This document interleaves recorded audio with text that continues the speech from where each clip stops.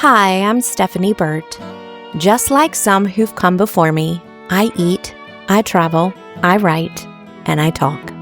Boy, do I talk. But I also listen too. And these are some of the stories I hear and experience around the Southern table. They are rooted in personal and cultural history, resonance with seasonality and the living environment, and a passion for high-level craft that in its pursuit offers the possibility of sustenance from one hand to another. Let's dig in. What makes a restaurant make one of my best of lists? Well, it's always an equation of passion and details that come together behind the scenes and feel effortless during service. Merci, located in Charleston, South Carolina, ended up being one of my most exciting restaurant visits of 2025. So I sat down with co-owners and husband and wife team Courtney and Michael Zentner to peek behind the culinary curtain. Came in within, I think, 6 weeks of you opening. In the spring was one of those beautiful, just after daylight saving times shifted days. And I came with my sister, who is my, as she likes to term, +1 for life. I sat down. I wasn't really excited because I just wasn't. And then I got really excited immediately.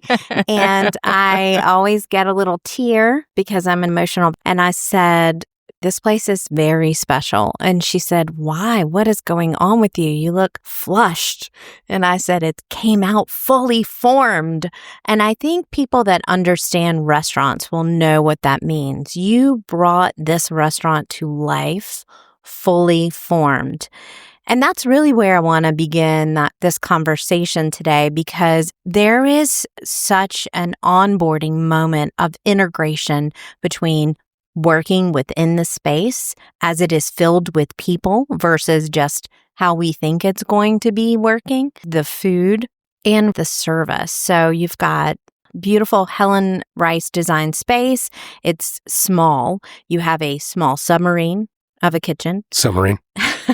Everyone can see everyone else's plate in the restaurant because we're all sitting together, basically. How many seats does this restaurant seat? 24. 24. Yeah. There is a reason, people. You cannot get a reservation. It is not just because it's popular. It's also because it's popular and super tiny. So, how did you begin? You're both restaurant veterans. You're both hospitality veterans. How did you begin to build the scaffolding that would allow for such an integration of service, food, and space? Well, thank you so much. This is very kind opening. We're very flattered and grateful. I really don't like to fuss too much with things. So I really wanted a place that like your grandfather could come with you to dinner and he would get his food and think that this is delicious food. Maybe it's a little bit fancier than he has had before, but the flavors and the technique is really what drives, the quality. We can get beautiful ingredients, and we just like to not fuss too much about things and really take care of people like you're in our living room. That is such a juxtaposition between that and your fussy food. I mean, the precision on asparagus, man. Yeah. I mean, and the asparagus dish was one of my favorite dishes that I never even tested until I plated the first one in the restaurant. I just knew exactly what I wanted to do. And all of the younger guys kept being like, "We got to do that dish. Check it out." And I was just like, "It's cool. I got it." And I just made it the first day, served it. I don't even know if I served it to the staff because we were so behind, but it's one of the dishes that'll come back. It's a simple roasted asparagus from the local farms with a crab beurre blanc with a little ginger. We just like to put a lot of sauce on things here, and like sort of like an uncomfortable amount of sauce. Like I used to make this mussel dish, and I would train people and I would say, you need to have an uncomfortable amount of butter in the mussel dish. So you have to be like, if they saw me, they'd be like, "Take it easy." And that dish is one of those dishes. Oh, maybe fussy isn't the right word. In fact, I know it isn't. Perhaps elegant is closer to Merci's mark.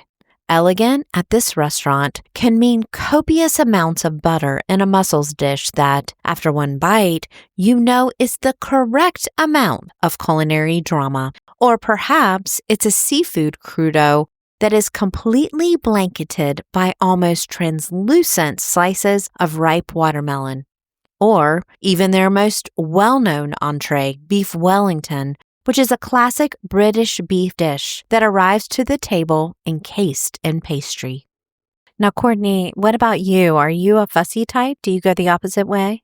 I'm very controlling of I've never even heard this before. The details were so important in every aspect of this. And I do feel that the space itself, I've said many times, but it is the truth that I used to park my car in front of this building 5 years ago a lot, and then always would look in the windows and dream of this space. And then I happened to be following Helen Rice on Instagram, and she posted, I actually still have it saved, that the space was available for lease. And it was a Thursday, I remember. And I drove my car here again, and I parked my car outside, and I called her until she answered the phone, and which took a few times. And I She's said, more of a texter. and she was not in town, and she wasn't available to show it until Tuesday. And so I had all these visions in my head of all the people that must have been reaching out to her because they wanted it. And I was like, I need it. I was here first, and I was here 5 years ago, and I need it. And then I went and I walked around the property, and I saw that there was a space available in the back. And then I thought, oh my gosh, I need that one too. And I don't even know what this is. And then I called Mike, and I made Mike drive over, and then our director of operations, Christina, and I made her drive over. And we essentially drove around until Tuesday when we met Helen. And we really worked backwards from I don't think space. I had a choice, actually. He didn't. It was like finding. I'm pretty sure you didn't. I wouldn't. Like you don't stop the tsunami. No, You just get a surfboard. Yeah. Yeah, all I did was I just had my hands on my head. Like, it was like part cry, part praise, part like I must have it, in a way that it was like I had found my dream wedding dress like at a vintage store or something. And I was like, And it was your size. and it was my size. Yeah. It was my size, and I needed it. We knew that the space came with a lot of parameters. The size, the historic nature, it being in a residential neighborhood, the fact that it had never been a restaurant, the fact that we couldn't and still do not have a hood system, that apparently more common in Charleston, South Carolina than you realize. Yes. It should be more common, actually, because it allows you to do really interesting things in really interesting spaces. And it's very common in bigger cities like San Francisco and Manhattan and LA. It's very common for really cool small spaces to not have hoods. And so I think, let's start a club. I will make the t-shirts. But hood free is the way to be. That'll be my slogan. But ultimately, the space required a huge amount of detail to ensure that the flow maximized the space, but also so that it was comfortable for everybody and allowed for this really elegant experience in a really organic and natural way. Give me a detail that you feel when you visit other restaurants that you wish that they paid attention to, that you said, when I open here, I'm going to always pay attention to. Lighting kills me.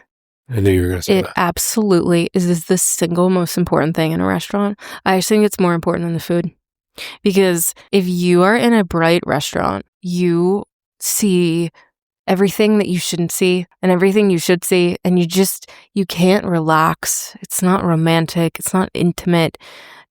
People don't look as nice either. People don't look as nice. It's not as flattering. These curtains make us look really good. This diffused light makes us look really good. The ceiling is actually the same color as the walls, but it's high gloss. So it's the highest gloss that you can and finished. It's like essentially a skating rink on the ceiling. Bounces the light and actually makes it glow even more. The epoxy floor makes it bounce.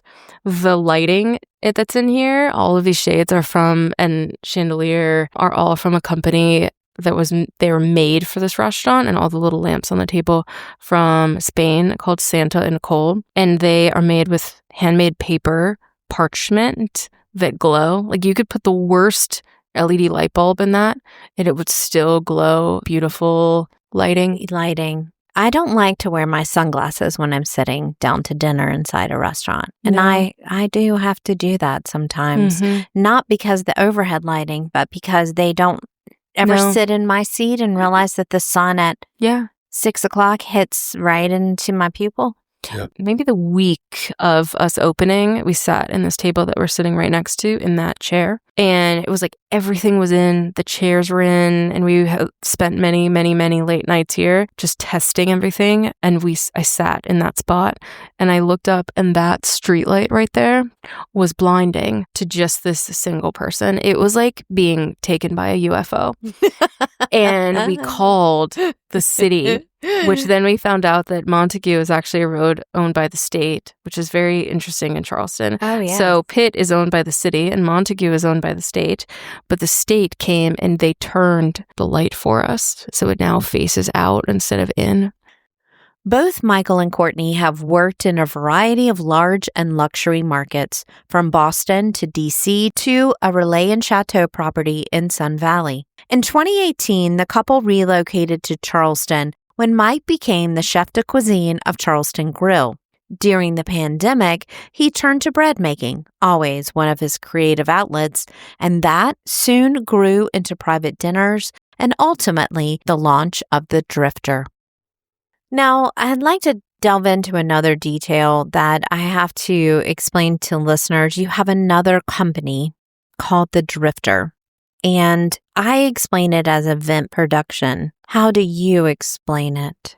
So the Drifter is full service event design, production, and culinary. So it is for clients, I always say, that equally value the way something looks as the way something tastes. And we marry an overall design look and feel and with tablescapes, and lots of times being in private homes, but can be, 150, 200 people seated with culinary. It's a level. It's a level it's really white glove service for events that to me is really where that's where my career started and has continued, is working in high-end events in Boston and New York and DC, and being trained in that way from 20 years old and on, of learning precision in events that then has allowed it to really be applied into the restaurant setting. They are the same. And the level of attention. That dinner party vibe. Yes. And we are in that age, right? Yes. Those of us in this world that revel being in the restaurant as entertainment world, basically, we're not talking hibachis. We're talking, we want to sit down. I have more questions about the lighting. That's really what I'm talking about. This is the level of interest. But it's the dinner party era. The restaurants that we like, I mean, if you've been to the Dabney in DC, it's all centered around that when you come out feeling like you've been at a campfire, right? Yes. Chubby Fish here in town, that's how they explain it. They make, everybody sits at once. This feels like a dinner party. You're walking into someone's house. That dinner party and event production is less so this, because you're working for a client. Here, you're just interpreting. So we've talked about the setting and the evolution, but the centerpiece of all of this is the food, of course. The Merci team works in a 137 square foot kitchen, and the plating is done at the bar, which doubles as a chef's counter of sorts. Sit there and you get to see the building and flow of dishes up close, as well as a highly engaged team of cooks who are locked into the experience of cooking under Michael. I think so many chefs listen to the show, and I'm grateful for all of you that listen, all of you right now. I'm going to ask this question for you, Mike. How do you know when something fits on the menu? I've had 5 years of the Drifter, which at first I was very, I've never worked in events ever. This is my 12th restaurant in my career to be part of an opening team. At first with the Drifter, it was different. It's all just hospitality. Not that this restaurant isn't, but it was all just like, my family loves this dish. Can you help me? And I'd make dishes, and they were somewhat what I wanted, but I had to feed the team, or feed the group of people and get them what they wanted. If they were from Chicago, I would, so I always kind of focused on that, which I was happy for. this restaurant is really just what I want to make. With some of these, like when I did the research on it, I'm not a big internet person. So like I like to have my researches done on books. I have hundreds of books.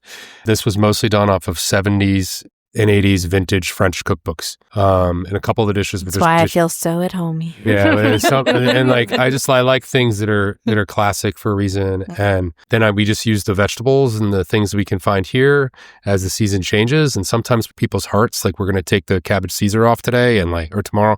And we sell 50 of them a week in this little tiny restaurant. So when you came in the spring, I'm sure you had the spring pea salad that people's heads flew off. Yeah, my sister's head flew off. She said, I'm going to go home and I'm going to get pea tendrils and I'm going to make this. And then she called me and said, I don't know why this isn't good. Yeah. So we just, and a lot of it is just what I want. And like the team, we talk and I like to have a lot of collaboration with guidance. And I just cook what I want. And I've waited a long time to do that too. So it's really fun. Right. When you've waited a long time, you are sitting across from someone who explains that she does enjoy a modicum of control. You're in the kitchen. That asparagus has to be perfect. You can't cook. You can't touch everything, even though you've kept it small so you can be close. How do you translate what you're trying to do non-verbally? You're creating things that are nonverbal. I'm verbal, so I have to figure out how to take what you create nonverbally and write about it.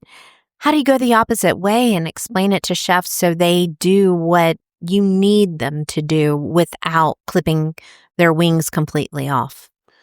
Patience and training. You got to guide them through it. And, that's why the first 90 days, I cooked every chicken and every beef Wellington that came out of the restaurant and every piece of fish. And I've got young guys that are listen and pay attention, and I'm not very loud unless like I need to be. And I just believe that if I have the right attitude, I can teach them how to do it, and they can learn and they can grow. And that's how I learned. But there's no replacing like repetition. So young people will think that, oh, I've worked at a fish station for a month and like now I know how to cook fish. It's like that's not the case. You don't know how to cook fish until you can look 15 feet across the room and see if the fish is cooked or not. And because you've cooked fish for 3 years straight, 100 orders of fish every night. And it takes practice to do that. And so like we just practiced a lot. And we write good recipes and train and focus. And the guys learned really fast. And we've just been tweaking. And sometimes people look at you like you're a little crazy. And that's okay. And someday they maybe won't understand. Maybe they won't. That's okay.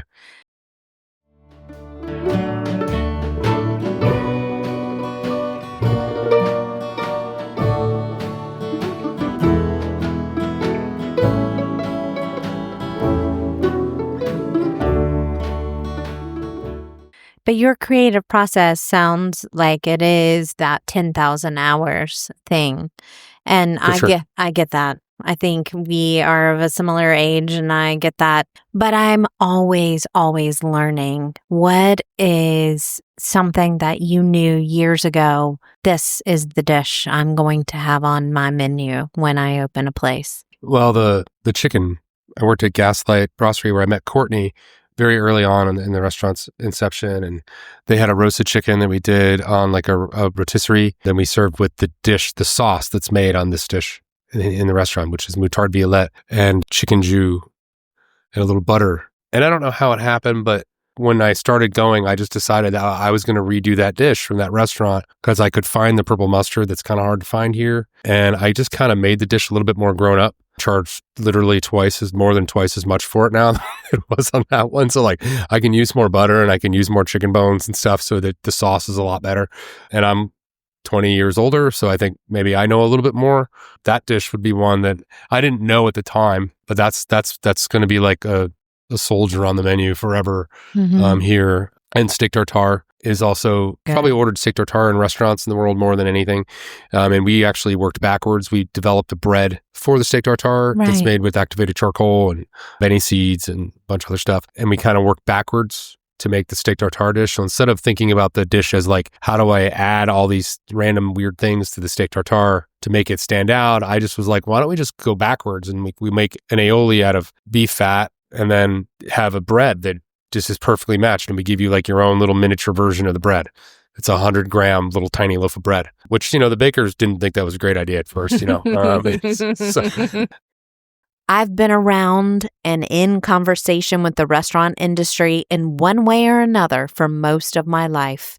And I can tell you that the temptation to use shortcuts is prevalent in American restaurant kitchens, in part because the prepared food industry develops convenience foods for restaurants just like it does for a home kitchen. And of course, many of them are very good. In high-end restaurants with high labor costs and high food costs, deciding to do the work that restaurants such as Merci do is deeper than just, quote, quote, doing it right, to use an empty virtue signaling phrase. It's instead a practice, a creative path that, like many disciplined endeavors, gives as much as it demands. Before we get off the menu part a little bit, I do have to ask one more intensive question, which is, how in the world do you have time to break apart everything? To make a 100-gram activated charcoal Benny seed thing, to decide to do the beef fat. These high-end kitchens, this isn't your first one. This is way down the road. How do you develop a discipline for that level of work? Well, you stay ready, you don't have to get ready. So that's just how you have to operate all the time. It actually makes it easier because then when you want to make adjustments, like I think we made probably 15 adjustments to that black bread. If you start with a really accurate percentage and everything's weighed out, really detailed, it makes adjusting things much easier than just trying to make the same soup over and over again without a recipe, which is fine. That's cooking too. But that doesn't work in a restaurant. You have to, you can do little things here and there. Sometimes I'll just make a dish and I'll make 20 orders and then that dish is gone and I don't put it back on. Right. And that's fine. I don't go crazy on recipes. It's not how it all works sometimes, but we have a lot of formulas, a lot of systems that are in place that help keep things going. But nothing compares to just tasting your food and training and teaching. And, the guys will joke that I keep saying we're going to plate the tomato salad right by the end of the tomato season. And boys, look at what I'm doing. Cut it in half, cut it into 6 pieces that are all the same that go to the middle, like an orange. And it's hard. Yes, it's hard when you're 20 and you don't know. Well, and I watched that tomato salad be plated a couple weeks ago. Courtney, when we're talking about formulas, Charleston has to be part of that formula. You've worked in event production and what you call white glove service in much larger markets than here. Why was Charleston the right choice for this kind of commitment? It's an interesting question because I think Charleston is a city that embraces entrepreneurs and creative entrepreneurs. Has been for 500 years or so. It's really a remarkable place. And I think it's a remarkable place to come when you have worked in other cities that are larger. And there's a lot of application that can happen from understanding high volume in a lot of senses, high volume as far as the compactness of a city, the compactness of the people, the range of people. Charleston, we worked hard for it, but I think that they really embraced us as the Drifter began. And I do think that we developed so many strong and still wildly important relationships in our professional life through the Drifter that we felt that we could fill this room, all 24 seats, with all the people that love us through the Drifter.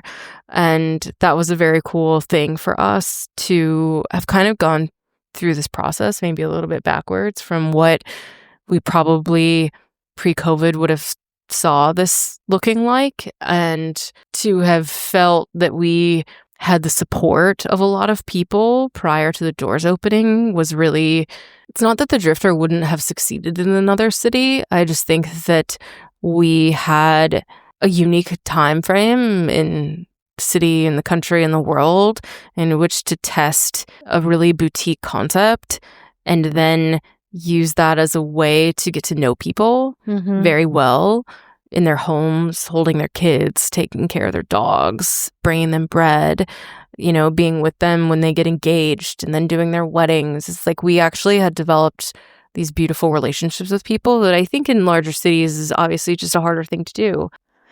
Naming their restaurant Merci was a thank you to the city and the Drifters' past clients, as well as a way to expand beyond just a one-off experience for a special event. Courtney loves seeing names on the reservation list that were once on the delivery list for bread. And Michael loves that his work here on Pitt Street plants him firmly in a community of diners who he might run into at the dog park or the grocery store. Well, I have to ask you, it hasn't been a year, but it has been a very eventful few months. And I just know this isn't the end, because it's never the end. What is making you hungry? What are you interested in now? It doesn't have to be what's your next project, but what is capturing your creative imaginations? Building systems and controlling how we operate, getting better and making our team better and stronger, making new dishes, getting some new ingredients, venturing out to kind of keep progressing, forward, but also like just keep really focused on the day-to-day.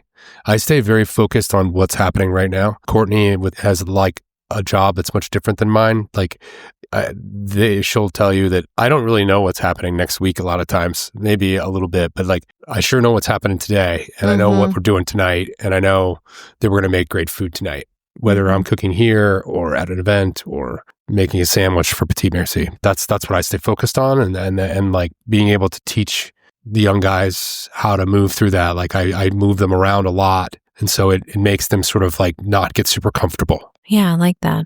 Yeah. Now that the restaurant is moving forward and the wheels are turning and we have an amazing group of servers and we have amazing chefs and cooks, that I'm really of two frames of mind to answer that. Is the first is really we're just tweaking hospitality, focusing in on really fine details of how people feel when they're here, and really hyper fixated on their movements, how they feel when they walk in, how you adapt as a server to know and adjust if a couple's fighting, if somebody's not having a good day, how to really read the room in a very specific way that is extremely personal. And it requires a level of attention that we're just fine-tuning across the board. I'm obviously not sitting around thinking about how I'm going to design this restaurant, but I'm sitting in every other restaurant really thinking about how I feel in them. And that's what I'm the most excited about, continuing our travels. Like, we love to travel. And now that we have this space that we have collected a lot of information from those travels and applied it to this space, is now to sit in those spaces or new spaces and find the next era of how hospitality and food and service can continue to be elevated in this space using that information and that inspiration. You have to touch your touchstones. Yes. You do. Mm-hmm. And then you have to build new. And that's one of the things that why I was so excited. I knew I wanted to have you on because you're both focused on theory. I could tell from the moment I stepped in here, and I'm focused on theory too. All the who, what, when, where, whys will fall into place, right? But the theory, the intention has to be the foundation. And when I walked in here, I just knew it. And it's borne out in discussions and answers like that. We're going to ask for quick fire on these next couple ones.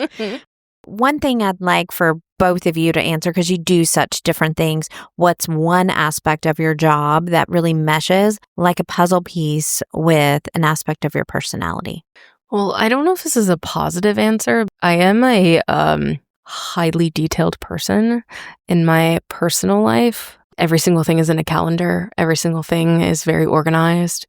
Mike is not that person, if you couldn't tell from some of his answers. In a different way. He's organized in a different way. It is imperative to my job, now that we have 3 entities of our company, to be very detailed in how everything really plays out from place to place. The companies feel different enough, but the same. That's probably what keeps me up at night. How do I make sure that there's an intentional, warm, welcoming feeling from each of these businesses? I've always had that. I've always had a very detailed, very creative mindset and personality. So you didn't fight against it. You used that to your advantage. Very much. Just leaned into it. Love it. What about for you? I'm not sure I'm going to answer this right, but I feel like I'm like a very much the protector of everything. I take great care in the staff and the people. Like if you have a problem, it becomes my top problem. And I just protect our team at all costs. I think that is the thing that I enjoy the most about it. And it's nothing to do with cooking, but I think that like, I don't know, some of it is like teaching the Ballantine, which is a dish that's, I don't know, as old as you can get in a dish. And like, you don't see it that often. And I wanted to put it on partly to just protect it, to make sure that it doesn't go away. And now we have a few people that know how to make it, and like it's a very popular dish. And I just feel like we have to protect our culture. We have to protect our team. So I'm going to ask you to just answer this. I need one thing keeping you up at night. Besides Luca, our 4-year-old, he's doing a pretty good job. Thanks, buddy. The noise level of Merci. Valid. It's very loud. It is very loud. We can't do anything about it either. Yeah, it's not changing. Sometimes we sit at home on like Sunday mornings when we should be not working, and we think about the ways that we can add soundproofing into this postage stamp restaurant. And I just think we come to the conclusion that it's just a little bit out of our control. Unless we carpet it, which would not be cool. Not cool. It would not be a cool restaurant. We had this wonderful couple come in, and they were 60th wedding anniversary. They were sitting right over there in the corner. And I walked over the Wellington to present it to them. And I, go through the thing and I said, "Can I sit down next to you?" And it's just very loud in here. And I'm sorry for that. And she like stopped me dead in my tracks and was like, "Oh no, sir. This restaurant is wonderful. You have to have this restaurant be loud. That's why people love it here. It's so," and I was just like, "Oh my, I needed it so bad," because right. That's the number one complaint we get for sure, is that it's just loud, and we can't control, because if you get a guy who has a deep voice and talks really loud, and a table of 6 women over here, and like it's like all of a sudden the place it's just crazy. It gets really loud, and some nights it's not loud at all, so you just don't really know. And some people are really sensitive to it, and some people aren't.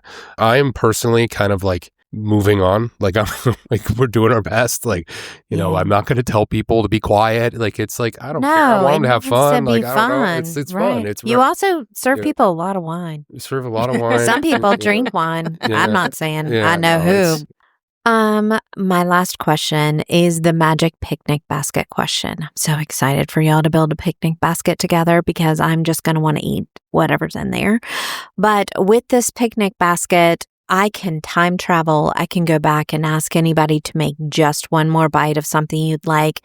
And I can cook a little bit, though nothing like you cook. I cook very grandma pimento cheese and pound cake, and I can make some, I don't know. I can't make roasted chicken, or I thought I could until here. But anyway, we're going to move on. So instead of asking about death row meals, I like to ask about this. I want to bring you some things that would bring you life right now. They do not have to be composed in a meal. It can be, 5 layers of corn chips, whatever you want. But I would love for you to build a basket together to put a couple of things in, and maybe a bottle of wine. Well, I always have a hot dog birthday party.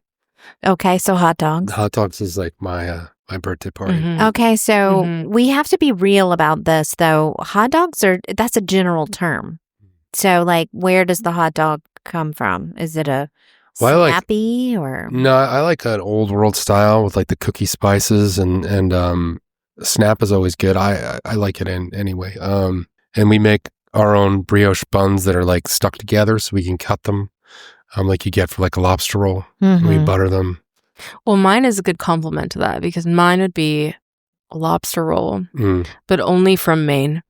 Okay. And only in like the most rustic of ways, like one of the guys under a tent next to like a rocky shoreline like who sells out at 1:00. and it's the only place I eat them. I will not eat a lobster roll in Charleston, and I love everybody that makes them, and I'm sure they're wonderful, but I just simply cannot. I don't eat lobster rolls here And either. Yeah. it must be like paired with like a salty like kettle chip and like a cold like Pilsner. Kettle chips would also go with a hot dog. I agree. So our picnic basket is really like, it's really moving places. It is. Another thing I would tell you that actually I can still taste is T.W. Graham's in McClellanville has a pie. And I believe it's called Polly's Island Pie. I need to double check that. Courtney should really, if she was going to do anything else, she'd be a pastry chef. I love desserts. She loves desserts. I love desserts so much. And this pie is one of the best things I've ever eaten in my life. And it's room temperature. And it is made out of like it almost feels like a blondie mix, but it has like brown sugar, butter, chocolate chips, like an unbaked cookie Toll House pie kind of vibe in the middle. That even at room temperature, it's still slightly warm. And it has this handmade crust, buttery crust. And then they put 3 inches of whipped cream on top of it. It's the best thing I've ever had. Sounds really good. Okay, what do It's we... probably $4 a slice too, and it's like should be $18 a slice. It's so good. Well, it is a magic picnic basket, so we're going to get you a whole pie. Okay, I need a pie. And you I can need the make whole it. pie. You can make it into 4 pieces or 2 pieces. Just 2. Just yeah, 2. I need that. Yeah. I would have to say tripe sandwiches. When I traveled through Italy, I had a tripe sandwich that was in like a cart with like a bunch, the 3 worker men that had like, you know, in like Europe, the uniforms for like the city workers are like the coolest things. Right. They, you know, everything's like their uniform is like really snazzy or whatever. And they had like, they must have been like guys who worked in the sewer or something because they had like white boots that came up to their thighs and you had to stand there kind of like you eat a Chicago hot dog. And it had Genovese sauce, which is really what we call pesto. The guy, it was just a cart. So I think he just chopped up the lemon into it. And so the lemon was like actually like chewing on it. And it had just some pickles and it was so good. And I do believe that you do have like food memories. And that's the reason why like you're eating your tuna in Cabo. It tastes so good because you're like in Cabo and you're like relaxed. And like it was a super cool moment for me, but it's something I just always love to try again. I feel like I need a beverage moment. So when we were on our honeymoon, which was really supposed to be in Tulum, and we were like going to do Heartwood and all this, there was a hurricane. And so we last minute pivoted and went to Cabo, which we're not really like Cabo people, but it was still very wildly relaxing. And we went to Flora Farms. In the 6 days we were in Cabo, we went to Flora Farms 3 times, okay? At an all-inclusive resort. We couldn't stop going because it's such a magical place and highly recommend for anybody that goes there. But they have a drink there called the Farmerita, which is a margarita made with carrot juice that was literally juiced from carrots that they grow on their farm. So you started to look like you were self-tanning. I can't even begin to tell you. And it was also, like Mike said, it's very situational. Like there's this band playing, like George Clooney has a house in Cabo. He was like at the bar on the other side. The sun was set. You felt like there was no more relaxing moment in your life. And so it's our 10-year wedding anniversary on Friday, but we reference it as something, we say it to each other in really, really hard times. And one of us will say, Farmerita, and it is a reminder that you will feel good, a reminder of that moment and how blissful it really was, and that even in really hard times, we will find that again. And so not only do I want to drink that, I want to feel that again. And someday we will go back and drink them again. But we actually said that was a way, if we were fighting, that we were going to remember this moment. That's really what happened. It's not, it was like, we never fight ever. Yeah. I don't think so. Yeah, no. On that note, Not us. I'm going to back out of personal discussions. Thank you so much for taking the time to chat with me. That sounds like an amazing picnic basket, and Farmeritas are much better than just a glass of wine sometimes. So. They are. And that's the show for today. This podcast is produced in-house by the Southern Fork, and the theme music is the song Memphis Bound from Songs for Rosetta by Jimbo Mathis and his Knockdown Society, released in 1997 and including violin on this track from Andrew Bird. Mathis, who generously allowed me to use this music here, has been my lifetime musical Pied Piper, and Bird, one of my creative catalysts, so I'm grateful to share their sound with you through this show. If you like what you've heard today, please send it to somebody you'd like to sit across the table from, and please support all the creators featured here. Until next time.